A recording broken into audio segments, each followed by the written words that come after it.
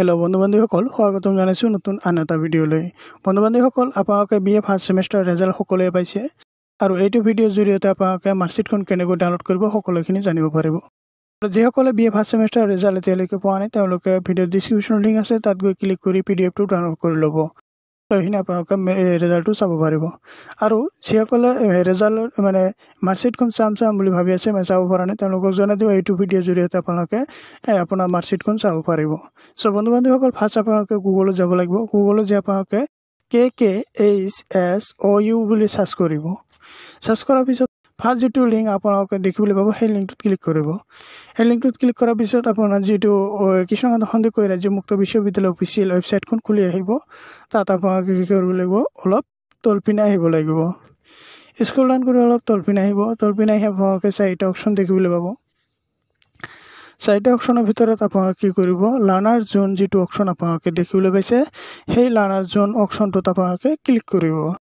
Click কৰাৰ পিছত এটা নতুন পেজ ওপেন খাব আৰু এই নতুন পেজটোত আপোনালোকে কি কৰিব আকৌ স্ক্ৰল ডাউন কৰি তলপিনে আহিব।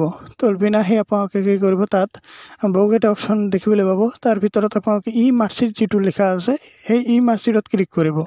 ই মাৰ্কশ্বিটত ক্লিক কৰি আপোনালোকে কি কৰিব আপোনাৰ যেটো মাৰ্কশ্বিটখন ডাউনলোড কৰা পেজখন ওলাই আহিব আৰু তাত আপোনালোকে আপোনাৰ যেটো এনৰলমেন্ট নম্বৰটো এন্টাৰ কৰিবলৈ ক'ব। আপোনাৰ যেটো এনৰলমেন্ট নম্বৰটো ওপৰত এন্টাৰ কৰিব। ইয়াত আপোনালোকৰ যেটো এনৰলমেন্ট নম্বৰটো টাইপ কৰিব লাগিব। আপোনাৰ এনৰলমেন্ট নম্বৰটো টাইপ কৰি তলত আপোনালোকে বিএ ফাৰ্ষ্ট সেমেষ্টাৰৰ যেটো লিংকটো সিলেক্ট কৰিব লাগিব। মই আপোনালোকক এটা মাৰ্কশ্বিট ডাউনলোড কৰি দেখুৱাম। মই যেটো এবাৰ বিএ ফাৰ্ষ্ট সেমেষ্টাৰৰ ৰিজাল্ট ওলাই আহিছে আৰু যি এবাৰ বিএ ফাৰ্ষ্ট সেমেষ্টাৰত এক্সাম দিছে তেওঁ ৰিজাল্ট মই চাই দেখুৱাম। সো আপোনালোকে কি কৰিব আপোনাৰ এনৰলমেন্ট নম্বৰ টাইপ কৰিব। মই টাইপ কৰি আপোনালোকক দেখাই দি আছো। এনৰলমেন্ট নম্বৰটো টাইপ কৰি তলত ক্লিক কৰি কি কৰিব যেটো বিএ ফাৰ্ষ্ট সেমেষ্টাৰ মাৰ্চ এপ্ৰিল 2024 এই অপচনটো আপোনালোকে ক্লিক কৰিব। এই অপচনটো ক্লিক কৰি সাবমিটত ক্লিক কৰিব। সাবমিটত ক্লিক কৰাৰ পিছত আপোনাৰ যেটো মাৰ্কশ্বিটখন ওলাই আহিব।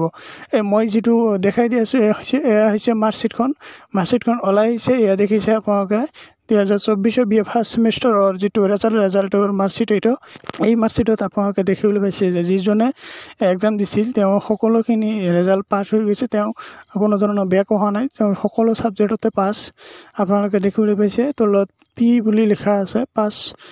তেওঁ সকলো সাবজেক্টতে পাছ কৰিছে আৰু এইখন হৈছে মাৰ্কশ্বিট।